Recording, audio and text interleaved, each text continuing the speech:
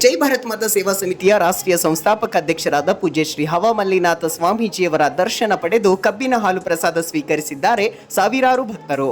ಹುಲಸೂರಿನಲ್ಲಿ ಪೂಜ್ಯ ಹವಮಲ್ಲಿನಾಥ ಸ್ವಾಮೀಜಿಯವರ ದರ್ಶನ ಪಡೆದಂತ ಸಾವಿರಾರು ಭಕ್ತರು ಕಬ್ಬಿನ ಹಾಲು ಪ್ರಸಾದ ಸ್ವೀಕರಿಸಿ ಪೂಜ್ಯರಿಂದ ದರ್ಶನಾಶೀರ್ವಾದ ಪಡೆದರು.